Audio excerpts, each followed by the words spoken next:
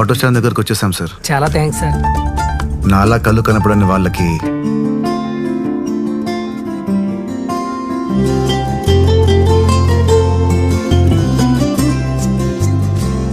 Patna inti address.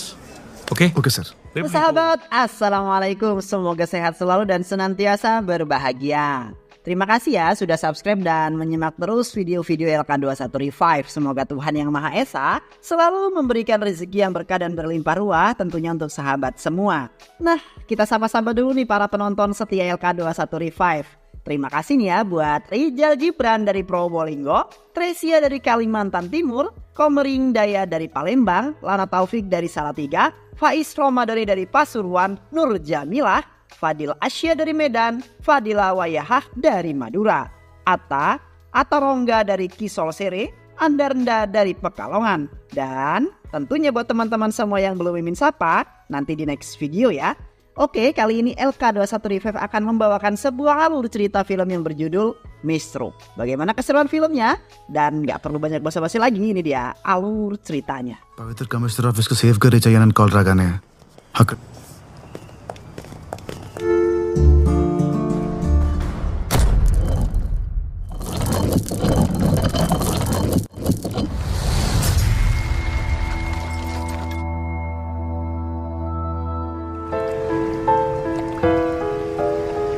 Pada awal film memperlihatkan seorang pianis hebat yang tentunya dia berpura-pura buta.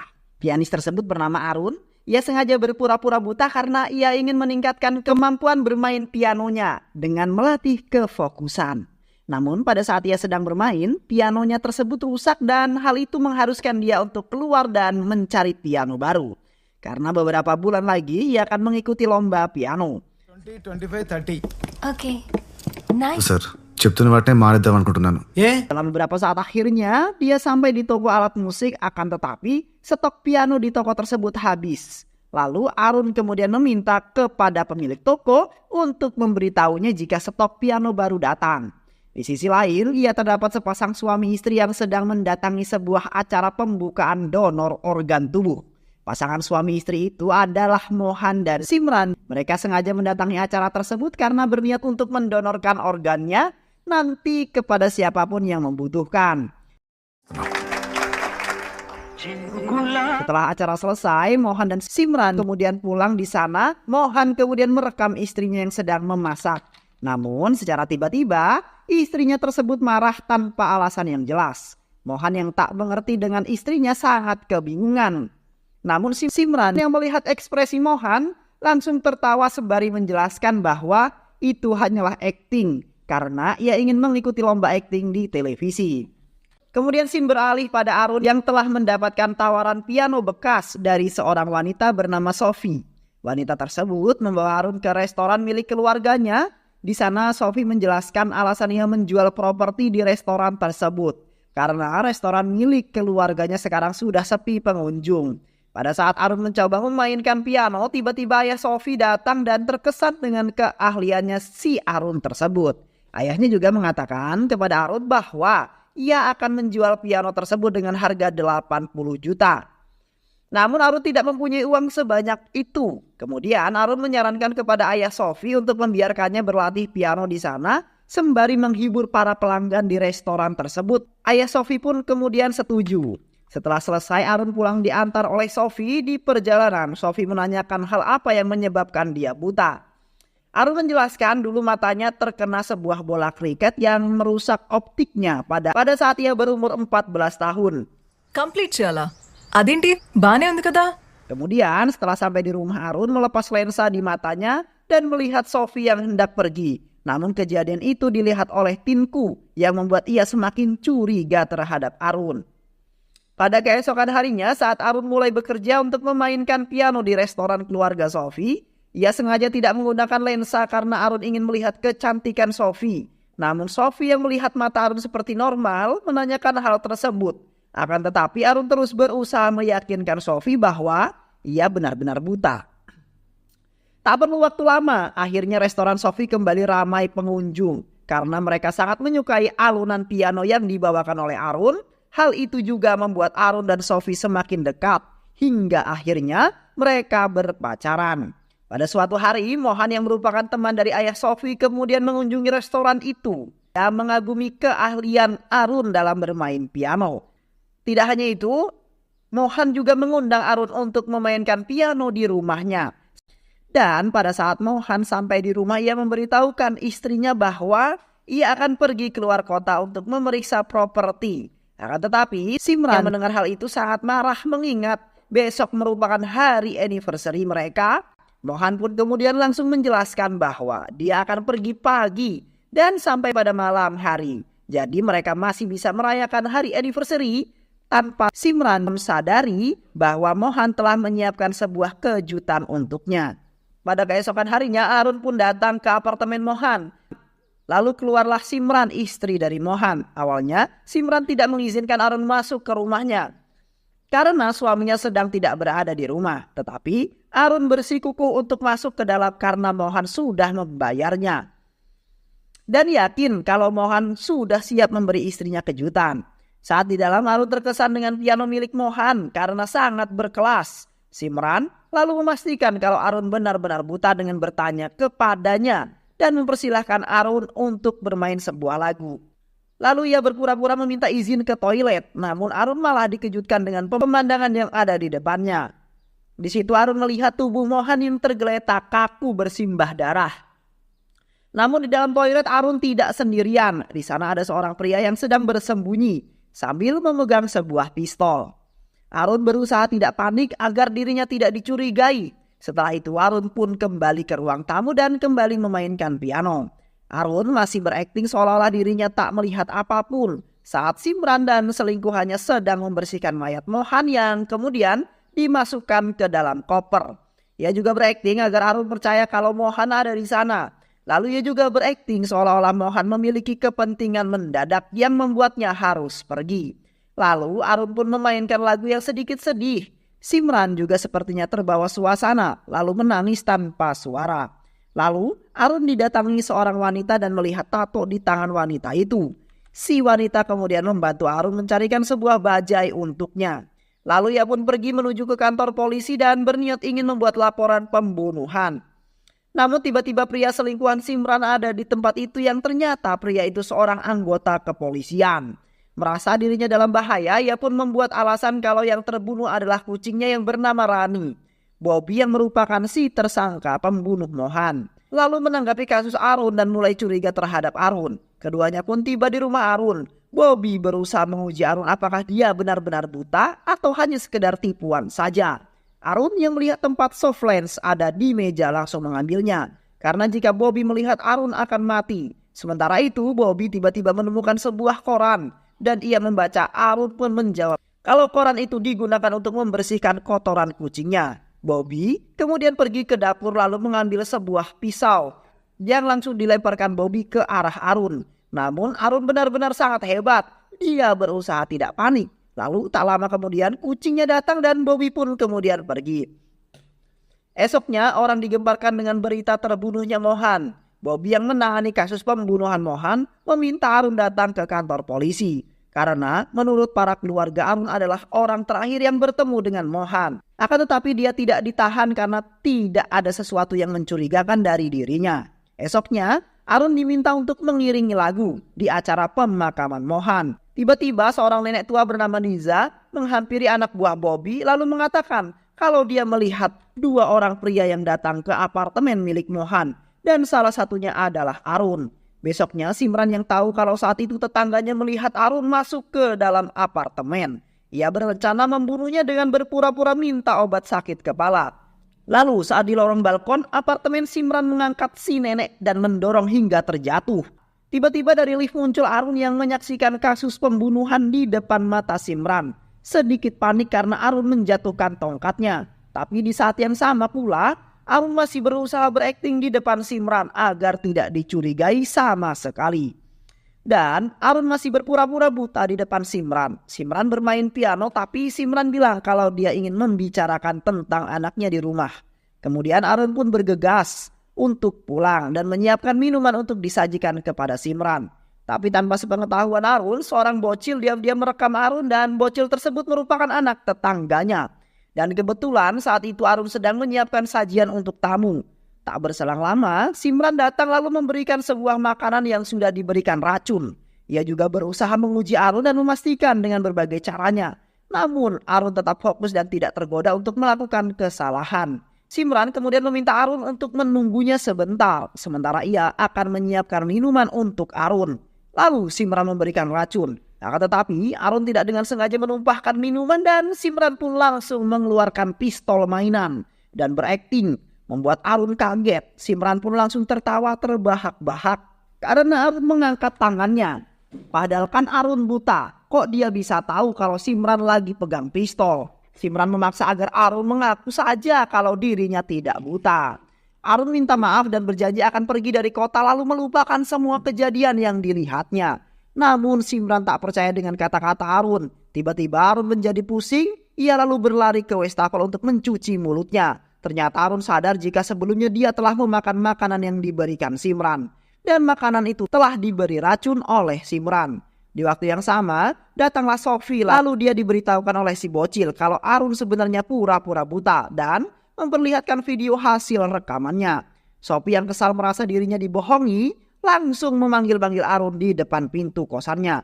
Tak disangka saat ia membuka pintu sudah ada Simran. Simran menjelaskan ke Sophie kalau setelah suaminya meninggal dia menjadi sangat kesepian. Lalu menemui Arun, tapi mereka malah wik-wik. Simran sengaja memfitnah Arun. Sophie yang mendengar hal tersebut merasa sangat kesal. Kemudian ia pun pergi dan memberikan sebuah pesan kalau piano Pedro akan dijual dan tak usah datang kembali lagi ke kafe. Ketika Arun bangun, dia sangat merasakan kalau dirinya tidak dapat melihat apapun. Pandangannya gelap, matanya putih. Arun tak percaya dengan apa yang dialaminya saat ini. Arun berusaha membersihkan matanya dengan air, kemudian masukkan kepalanya ke dalam air dan sekarang dia benar-benar menjadi orang yang buta. Ia pun kemudian langsung minta tolong membawa dirinya ke dokter, jika tidak dia akan membeberkan semuanya ke media. Namun Simran tak peduli lalu mengatakan kalau tak akan ada orang yang percaya dengan perkataan orang buta. Dan memberitahukan pesan dari Sophie sebelum dia pergi. Di bawah Simran meminta si bocil untuk memberitahunya tentang video Arun. Lalu memberinya uang. Namun video itu dihapus oleh Simran. Dan dia juga mengambil uangnya kembali. Di saat itu Arun kemudian berusaha meyakinkan Sophie dan untuk memaafkannya. Namun Sophie tetap tidak menerima maaf dari Arun. Sementara itu Simran kemudian menemui Bobby. Lalu memberitahukan semua ke Bobby. Walau begitu, Bobby tetap tidak tenang dan memutuskan akan membereskannya sendiri. Saat itu juga Arun berencana untuk meninggalkan kota itu dan membereskan semua data diri, termasuk paspornya yang dia masukkan ke dalam tasnya. Tapi dari belakang ada Bobby yang berusaha membunuhnya. Beruntung Arun dapat melawan dan segera pergi. Besoknya Arun sudah berada di stasiun dan anak dari Simran juga ada di sana. Lalu menghampiri Arun yang terluka akibat perkelahian semalam. Arun menyadari kalau ada Simran di sana. Lalu Simran pun menuntut Arun memasuki kereta. Di dalam kereta Arun berkhayal kalau anaknya Simran sedang dalam bahaya. Namun dia malah ditabrak sebuah bajai lalu terbangun di dalam rumah sakit. Setelah menjalani perawatan, Arun yang bangun dari pingsannya, ia berniat untuk melakukan pengobatan. Lalu dokter memeriksa mata Arun yang buta dan berkata dia akan mengobati dengan memberikan suntikan. Tapi bukannya obat yang disuntikan si dokter, justru malah mengambil darah Arun untuk dijadikan sebuah sampel. Lalu kemudian Arun diberi makan dan ia tinggal sementara di situ. Malamnya ia mengetahui kalau dokter itu dan si perawat berniat menjual organ dalam Arun dan bukan berniat untuk mengobatinya. Setelah berbicara dengan si perawat, dokter kemudian mendatangi Arun. Lalu dia bilang kalau dia akan melaksanakan operasi penyembuhan mata Arun. Awalnya semua berjalan lancar hingga saat dokter menerima telepon dan keceplosan. Kini Arun pun mengetahui rencana jahat yang sebenarnya. Lalu para penjual organ manusia ini menahan badan Arun. Namun Arun berusaha untuk melawan. Lalu si dokter pun menyuntikkan obat bius dan membuat Arun pun lemas. Seketika dokter hendak memulai operasi, Arun terus mengoceh tentang pembunuhan Mohan. Si perawat berkata jika Arun mungkin utusan dewa. Karena bagaimana mungkin seorang yang buta mengetahui tato dewa di lengannya. Saat Arun sadar ia mulai panik. Lalu mereka bertanya kepada Arun mengapa Arun mengetahui foto si wanita. Dan Arun pun menggambarkan semua ciri fisik orang yang ada di sana. Dan karena kejadian itu mereka mulai menganggap Arun sebagai dewa. dan memiliki mata yang ketiga. Arun kemudian membuat kesepakatan dengan para penjual organ tersebut, lalu menawarkan bayaran yang sangat tinggi dengan syarat mereka harus membantunya untuk menghabisi Simran. Mendengar hal tersebut, mereka pun menyetujuinya. Lalu ia pun pergi ke rumah Simran dan juga bertemu dengan Simran. Ia berkata kalau kedatangan ke sini karena ada sesuatu hal yang harus dia urus. Simran lalu menelpon Bobby. Bobby minta Simran membawa Arun ke dalam pabrik gula bekas di pinggir kota. Ia berniat untuk menghabisi Arun dengan tangannya sendiri. Simran pun berangkat dengan Arun ke sana. Namun saat di perjalanan, mobil mereka dicegat oleh sebuah bajai dan Arun tiba-tiba mengeluarkan tisu yang sudah diberi obat bius ke hidung Simran hingga ia pun pingsan. Malamnya, Arun menelpon ke rumah Bobby dan memberitahukan ke istrinya kalau Bobby telah selingkuh dengan Simran dan ia juga telah membunuh suami Simran. Mendengar hal tersebut, si Laksmi yang merupakan istri Bobby histeris dan ingin membunuh suaminya. Namun, Bobby coba menenangkan istrinya tersebut. Tak lama kemudian, Bobby mendapatkan kabar kalau mobil Simran ditemukan dalam keadaan kosong dan dinyatakan bunuh diri. Tapi itu hanya diketahui oleh media. Di sisi lain, Arun sebenarnya minta Bobby memberikan uang 1 crore jika ingin menyelamatkan Simran. Di suatu hari, Arun malah dijebak dan diikat oleh perawat dan supir bajai. Sebagai jaminan kalau Arun tidak akan kemana-mana dan mereka akan melepaskan Arun jika sudah mendapatkan 1 crore. Kebetulan Arun dan Simran dikurung di satu ruangan yang sama. Dan keesokan harinya, Bobby datang dan menjebak si pelaku yang mengambil uang tersebut. Lalu ia menembaknya, namun dia tidak membunuh orang tersebut. Setelah mengetahui kalau Simran ada di lantai bawah, Bobby pun bergegas memasuki lift. Si pria yang tertembak tadi memberitahukan kepada rekannya kalau si polisi sedang berada di lift. Suster itu langsung mematikan aliran listrik yang membuat lift menjadi macet. Dan Bobby terperangkap di dalamnya. Bobby mencoba menembakkan pistol ke arah pintu lift. Tapi malah buat peluru tersebut memantul dan mengenai dirinya. Di lain tempat, Arun dan Simran bekerja sama untuk saling melepaskan ikatan di tangan mereka. Si perawat dan si tukang baja yang bernama Murali pergi ke rumah sakit untuk mengobati luka tembakan dari Bobby. Namun belum juga sampai di rumah sakit, Murali keburu tewas dan si perawat tadi sadar kalau dirinya ditipu oleh si polisi. Ternyata itu hanyalah lembaran kertas dan bukan uang asli. Singkat cerita, Arun dan Simran berhasil lolos dan menemukan jalan keluar. Tapi Simran diam-diam menyerang Arun yang tak bisa melihat. Ia berniat untuk menghabisinya, namun tak lama kemudian si dokter datang. Lalu ia dipukul dan ditusuk berulang kali oleh Simran. Tapi dengan bantuan dari Arun, Simran pun dibuat pingsan lagi oleh keduanya. Lalu mereka memasukkan Simran ke bagasi mobil dan pergi bersama Arun di dalam mobil. Di dalam mobil si dokter mengungkapkan bahwa Simran memiliki golongan darah yang langka dan ginjalnya dapat dijual ke seorang putri orang kaya berasal Dubai. Dokter itu bisa tahu karena sebelumnya dia sering mengambil sampel darah yang untuk dicocokkan ke sampel darah milik putri sultan itu. Dokter juga menawarkan akan membantu menyembuhkan mata Arun dengan menggunakan kornea mata milik Simran. Di lain dia diuntungkan, tapi di sisi lain ia sangat gelisah. Singkat cerita, saat Sophie sedang berjalan-jalan di luar negeri dikejutkan dengan lantunan suara piano yang dulu sering didengar Sophie, yang dulu sering dia dengar. Sophie kemudian mendatangi asal suara itu dan betapa terkejutnya dia melihat mantan pacarnya dulu berada di sana membawakan sebuah musik. Setelah konser selesai, Sophie mendatangi Arun dan bilang, kalau kau membodohiku lagi. Mendengar kehadiran Sophie, Arun kemudian menceritakan semuanya kepada Sophie. Kemudian saat Arun dan dokter di tengah perjalanan, terdengar suara kegaduhan dari bagasi mobil. Si dokter kemudian menghentikan mobil itu untuk memberi Simran obat tidur. Tetapi ia dapat mengalahkan si dokter dan masuk mobil lagi pergi bersama Arun. Di sini Arun mengira kalau yang mengemudi itu masih dokter dan membujuk dokter untuk melepaskan Simran. Kemudian terdengar suara HP berbunyi dan dia menyuruh Arun untuk menjawabnya. Namun Arun terkejut karena yang berada di mobil bukanlah dokter melainkan Simran. Simran lalu memberhentikan mobil itu lalu menyuruh Arun untuk turun. Simran pun pergi meninggalkan Arun. Namun baru beberapa meter perjalanan dia berbalik lagi ke arah Arun dan berniat untuk menabraknya. Di waktu yang sama, seseorang petani di sekitar situ yang mencoba membunuh kelinci liar dengan senapannya. malah meleset dan menyebabkan si kelinci itu melompat dan menabrak kaca depan mobil yang dikendarai oleh Simran. Simran kemudian kehilangan kendali lalu menabrak beton di pinggir jalan. Lalu mobil itu pun terbalik berulang kali yang akhirnya berhenti. Dan Simran pun tewas karena kecelakaan tersebut.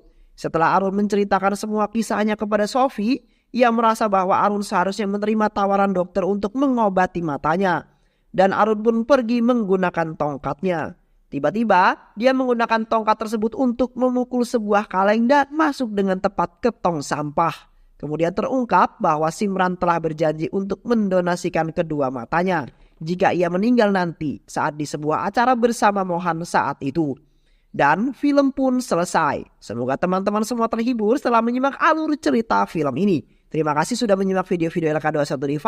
Semoga sahabat semua terhibur dan sampai bertemu lagi di video-video berikutnya. Wassalamualaikum warahmatullahi wabarakatuh.